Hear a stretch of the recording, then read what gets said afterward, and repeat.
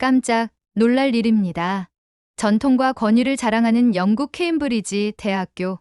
수백 년 동안 서양 중심의 학문만을 고수해온 이 캠퍼스 한복판에서 한글을 주제로 한 국제학술 대회가 열렸습니다. 믿기 어려우시죠? 그것도 단순한 세미나가 아닌 전 세계 언어학자들의 이목을 집중시킨 대규모 학술 대회였다고 합니다. 심지어 이 변화를 주도한 인물은 한국인이 아닌 영국인 젊은 여성 교수였다고 하는데요. 오랜 전통을 자랑하는 케임브리지에서, 그것도 동양어조차 쉽게 받아들이지 않는 그곳에서 한국어가 주인공이 될 수 있었던 이유는 과연 무엇이었을까요? 하지만 이 과정은 결코 순탄치 않았습니다. 동양 언어학의 최고 권위자와의 치열한 논쟁, 학부 내 반발, 보이지 않는 벽들을 하나하나 부딪히며 깨뜨려야 했던 숨막히는 여정이 있었다고 합니다. 그리고 결국 영국 전역을 뒤흔드는 한국어 열풍까지 만들어내게 되는데요. 도대체 무슨 일이 있었던 걸까요? 이 믿기지 않는 이야기, 바로 지금 사연을 들어보겠습니다. 그 전에 잠깐 좋아요와 구독은 큰 힘이 됩니다. 믿으시겠어요? 영국 케임브리지 대학교 한복판에서 한글을 외치는 광경이 펼쳐졌다는 사실을요. 안녕하세요. 저는 영국 케임브리지 대학교 언어학부 소속 젊은 조교수로 일하고 있는 앨리스 워커입니다. 이 이야기는 제가 어떻게 한국어와 사랑에 빠지게 되었고, 또 어떻게 세계 언어학계의 고전적 전통을 뒤흔드는 사건을 만들어냈는지에 대한 제 작은 고백이기도 합니다. 처음에는 단순한 관심이었어요. 그런데 시간이 지날수록 한국어라는 존재는 제 학문 인생을 송두리째 바꿔버렸습니다. 케임브리지 대학교는 전 세계에서 가장 오래되고 가장 권위를 인정받는 교육기관 중 하나입니다. 그러나 아이러니하게도 이곳은 여전히 서양 중심의 사고방식이 뿌리 깊게 남아있는 곳이기도 합니다. 언어학부만 보더라도 라틴어, 고대 그리스어, 독일어, 프랑스어 등 전통적인 서구 언어 연구가 주를 이루고 있죠. 동양어라 하더라도 일본어와 중국어 정도만 조심스럽게 다뤄질 뿐이었습니다. 그런데 어느 날 제 마음을 송두리째 흔드는 경험을 하게 되었습니다. 대학 시절 교환학생 프로그램을 통해 한국에 갔던 것이죠. 사실 처음에는 큰 기대 없이 선택한 나라였습니다. 그저 아직 많이 알려지지 않은 나라를 경험해보자는 심정이었죠. 하지만 서울에 발을 디디는 순간 모든 것이 달라졌습니다. 버스 정류장부터 지하철 안내 방송, 길거리 간판까지 빼곡히 적혀있던 독특한 문자가 제 호기심을 자극했습니다. 처음 보는 문자임에도 불구하고 뭔가 체계적이고 질서정연한 느낌을 주더군요. 제가 외국어에 관심이 많은 성격이라 바로 인터넷 검색을 시작했습니다. 그렇게 한글이라는 위대한 발명품에 대해 알게 되었어요. 처음에는 단순히 흥미롭다는 수준이었습니다. 그러나 시간이 갈수록 한글의 창제 원리와 그 과학성, 그리고 그 속에 담긴 세종대왕의 철학에 깊이 매료되었습니다. 소리를 체계적으로 표기할 수 있도록 고안된 문자라니, 이런 혁신적인 사고방식은 유럽에서도 찾아보기 힘든 것이었습니다. 한국어 수업을 들으며 점점 더 빠져들었고, 제 머릿속에는 어느새 이런 생각이 자리 잡기 시작했습니다. 왜 아무도 한국어의 위대함을 제대로 알리지 않을까? 한국에서 교환학생 생활을 마친 후 영국으로 돌아온 저는 한국어와 한글에 대한 연구를 본격적으로 시작했습니다. 지도 교수님과 동료들은 처음엔 다소 의아해했지만 저의 열정만큼은 무시할 수 없었기에 연구 주제를 승인해 주셨습니다. 그렇게 저는 한국어 의문 체계, 문법 구조, 한글의 창제 과정을 집중적으로 분석하게 되었고, 수많은 논문과 자료를 모아 나갔습니다. 수년간의 연구 끝에 저는 케임브리지 대학교 언어학부에서 한국어를 정식 전공으로 다룰 수 있도록 하는 첫 번째 교수로 임명되었습니다. 많은 이들이 축하해 주었지만 그만큼 거센 반대에 부딪히기도 했습니다. 특히 동양언어학을 오랫동안 주도해온 일본어 전공자들과 중국어 전공자들 사이에서는 상당한 불편함이 감지되었습니다. 하지만 저는 포기할 수 없었습니다. 단지 개인적인 열정을 넘어서 한국어라는 언어가 가진 가치를 세계에 알리고 싶었기 때문입니다. 그렇게 저는 과감한 결심을 하게 됩니다. 바로 케임브리지 대학교 최초의 한국어 국제학술대회를 개최하겠다는 것이었습니다. 학술대회 개최를 발표하자마자 학내외에서는 엄청난 반응이 쏟아졌습니다. 지지하는 사람도 있었지만 고개를 갸웃거리는 이들도 많았습니다. 왜 하필 한국어인가? 일본어와 중국어가 있는데 굳이 같은 질문을 수도 없이 받았어요. 특히 언어학부 내 최고 권위자로 꼽히는 요시다 카즈키 교수님은 공개적으로 비판 성명을 발표하기까지 했습니다. 요시다 교수님은 언어학계에서 존경받는 인물이었습니다. 일본어와 중국어를 동양 언어 연구의 중심축으로 삼아 연구를 이어오신 분이었죠. 그러니 저 같은 신참이 갑자기 등장해 그동안 소외되었던 한국어를 전면에 내세운다는 사실이 달갑지 않았을지도 모릅니다. 그러나 저는 굴복할 수 없었습니다. 누군가 이 문을 열지 않는다면 영원히 닫힌 채로 남게 될 테니까요. 학술대회 준비는 순탄치 않았습니다. 예산 문제, 장소 확보, 초청 연사 섭외, 학부 내 정치적 갈등까지 모든 것이 저를 시험하는 듯했습니다. 하루에도 몇 번씩 좌절하고 싶었지만 한국에서 길거리 작은 분식집 아줌마가 천천히 조금씩 하면 다 돼요라며 건넸던 따뜻한 말이 떠올랐습니다. 그 말이 제 등을 밀어주었어요. 그리고 드디어 학술대회 개최일이 다가왔습니다. 아침 햇살이 케임브리지 캠퍼스의 고풍스러운 벽돌 건물을 부드럽게 비추던 그날, 저는 떨리는 손으로 학술대회장의 문을 열었습니다. 예상보다 훨씬 많은 학생들과 학자들이 몰려들었고 교실은 발 디딜 틈 없이 북적였습니다. 그날 제 인생의 가장 뜨겁고 아름다운 언어의 봄이 시작되었습니다. 그날 이후 모든 것이 순조롭게 흘러가리라 믿고 싶었습니다.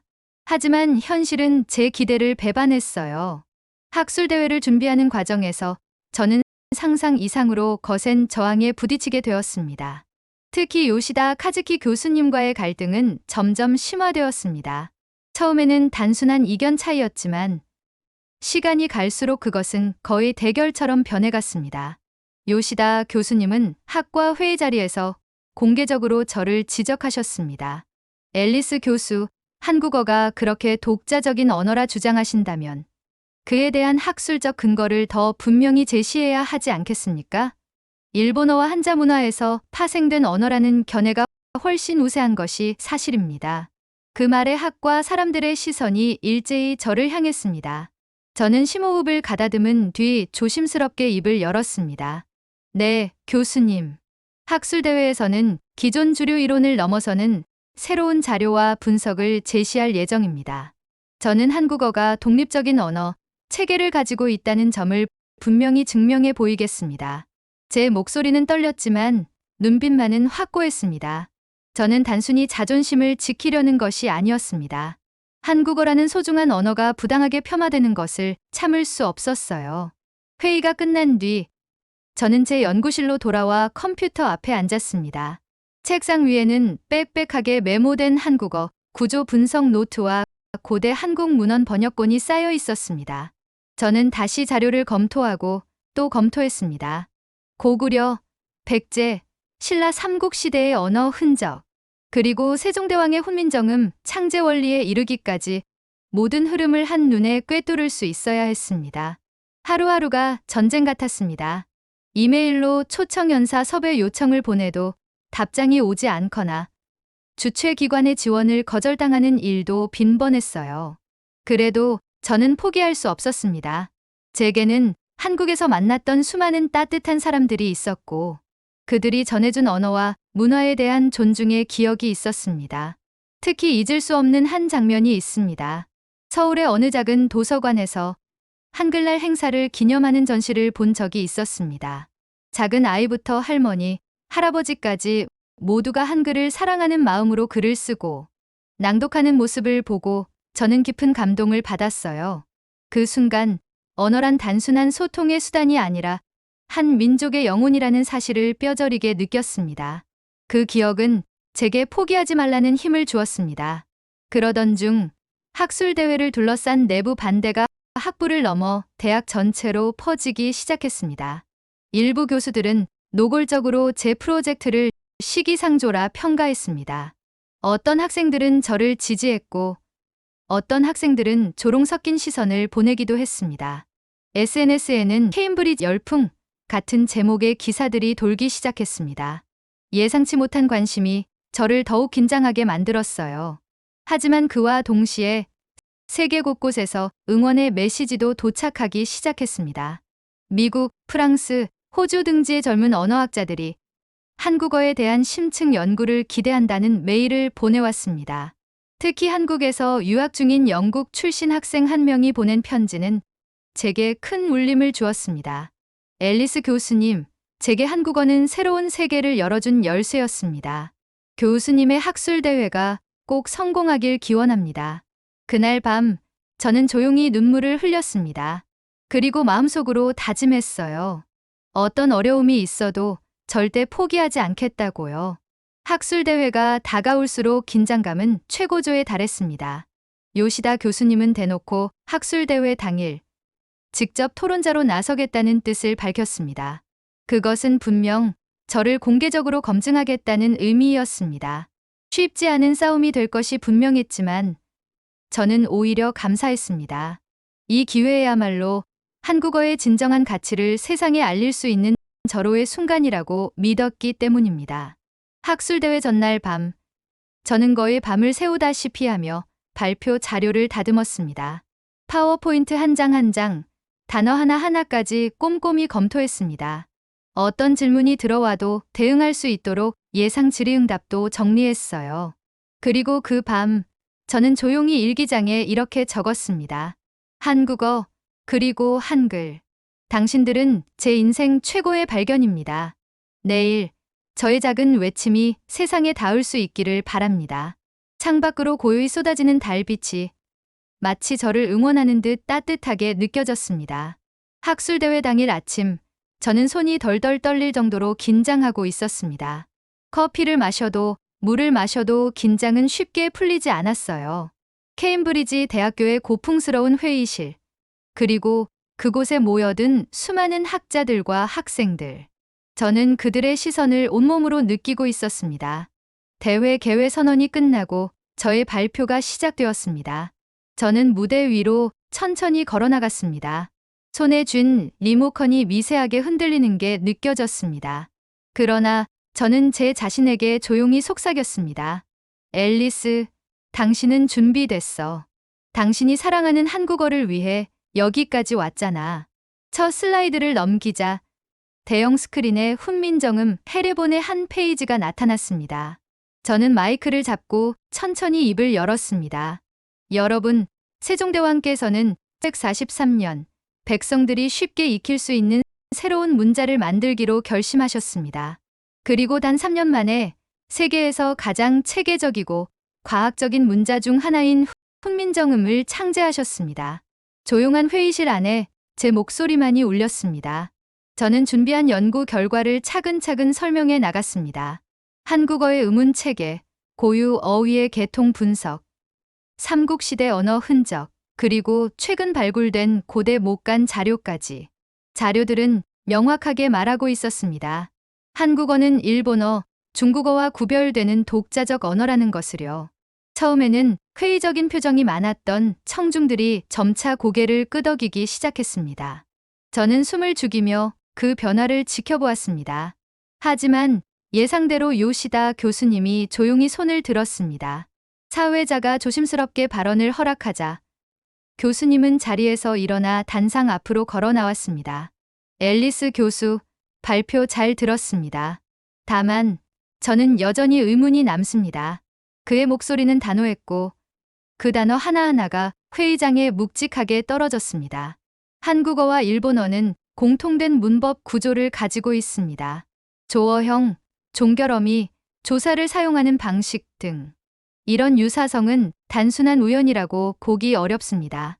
게다가 한글 창제 이전에도 한국은 한자 문화권에 속해 있었죠. 이 점에 대해 어떻게 설명하시겠습니까?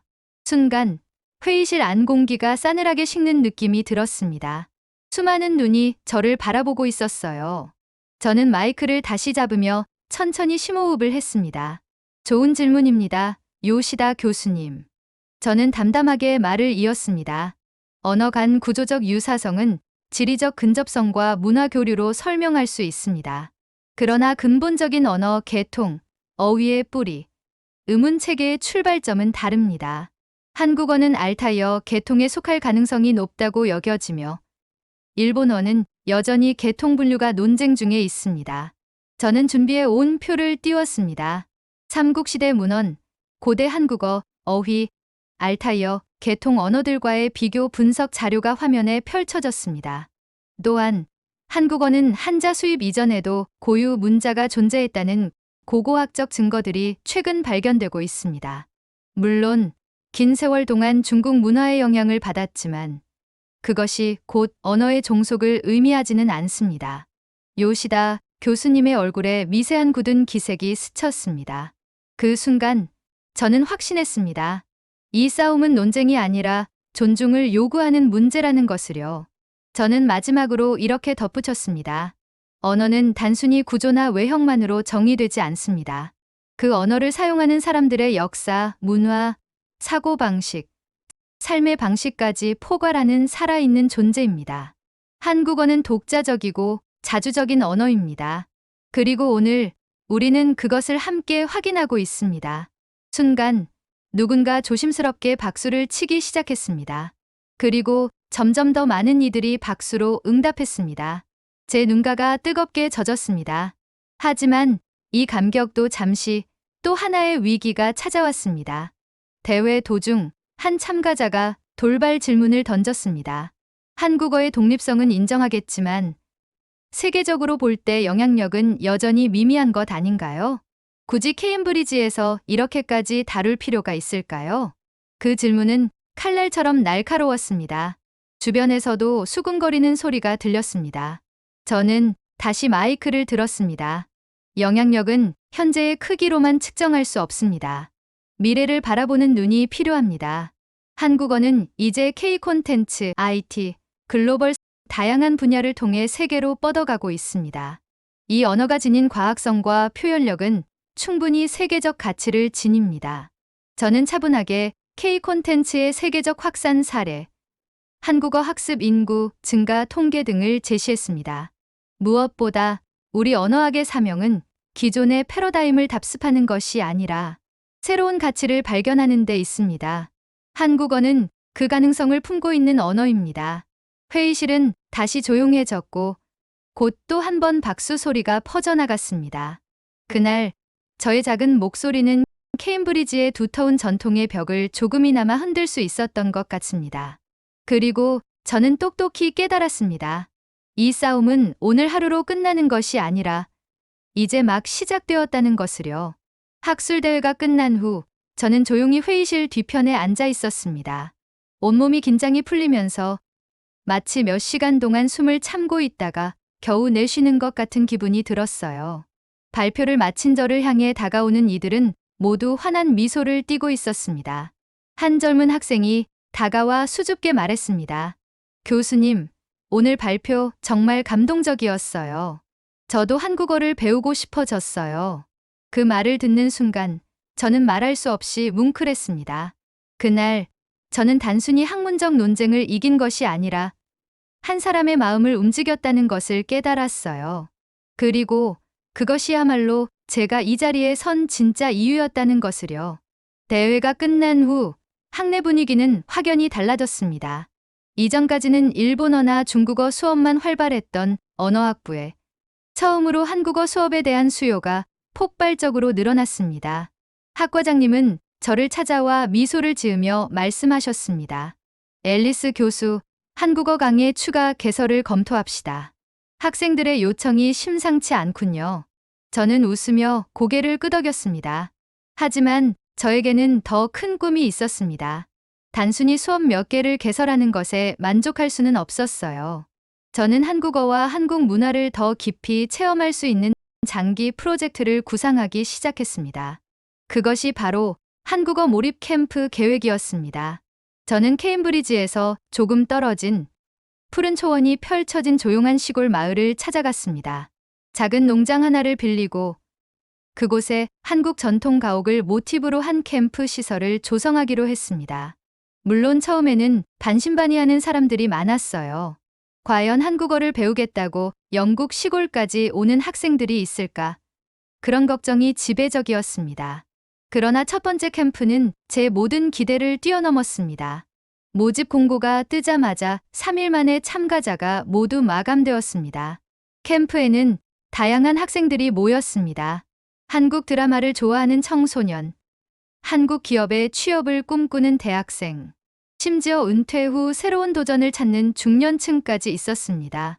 캠프에서는 아침에 한글 쓰기를 배우고 점심에는 한국 요리를 함께 만들며 저녁에는 전통 음악과 춤을 체험했습니다. 학생들은 마치 어린아이처럼 눈을 반짝이며 한글을 쓰고 서툰 발음으로 안녕하세요를 연습했어요. 하루는 한 학생이 저에게 다가와 이렇게 말했습니다. 교수님, 저는 이제 사랑이라는 단어를 한국어로 쓸 수 있어요. 그 순간 저는 눈물을 참을 수 없었습니다. 언어를 통해 마음을 전할 수 있다는 것. 그것이야말로 인간이 가진 가장 아름다운 능력이라는 생각이 들었어요. 그리고 뜻밖의 일이 일어났습니다. 요시다 카즈키 교수님이 캠프를 방문하시겠다는 의사를 밝히신 것입니다. 처음 소식을 들었을 때 저는 솔직히 긴장했습니다. 혹시 또 어떤 비판을 하시려는 것은 아닐까 걱정도 되었어요. 하지만 캠프를 찾은 요시다 교수님은 예상과 달리 조용히 프로그램을 참관하시더니 캠프 마지막 날 저를 조용히 불러 이렇게 말씀하셨습니다. 앨리스 교수, 솔직히 처음에는 당신을 이해하지 못했습니다. 그러나 오늘 여기서 학생들의 눈빛을 보며 깨달았습니다. 언어란 승자와 패자를 가르는 도구가 아니라 마음을 잇는 다리였다는 것을요. 요시다 교수님의 그 말에 저는 깊은 존경과 감사의 마음을 느꼈습니다. 그날 이후 요시다 교수님과 저는 동양 언어 간 상호작용과 문화 다양성을 주제로 공동 연구를 시작하게 되었습니다. 이제는 경쟁이 아니라 협력의 관계로 서로의 연구를 존중하며 함께 걸어가고 있습니다. 한국어 몰입 캠프는 점점 확장되었습니다. 처음에는 작은 농장에서 시작했지만 이제는 영국 여러 도시에서 한국어와 한국 문화를 접할 수 있는 프로그램이 운영되고 있습니다.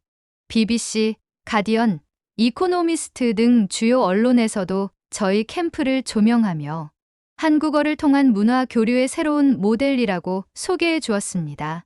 그리고 저는 여전히 잊지 않고 있습니다. 서울의 작은 도서관, 한글날의 그 따뜻했던 풍경을요. 그곳에서 느꼈던 언어의 힘, 그리고 사람들의 따스한 마음이 지금의 저를 만들었습니다. 이제 저는 확신합니다.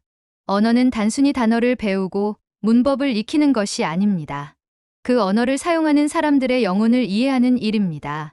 그리고 한국어는 그 누구보다 따뜻한 영혼을 품은 언어입니다. 저는 앞으로도 이 길을 걸어가려고 합니다. 한국어와 함께 세상 곳곳에 작은 봄을 심어가고 싶습니다. 긴 이야기를 들어주셔서 정말 감사합니다. 혹시 이 글을 읽고 계신다면 부디 저와 함께 언어의 봄을 만들어 주시겠습니까? 이 사연이 마음에 드셨다면 좋아요와 구독, 그리고 여러분의 따뜻한 이야기도 제보해 주세요. 함께 세상에 더 많은 봄을 퍼뜨려요.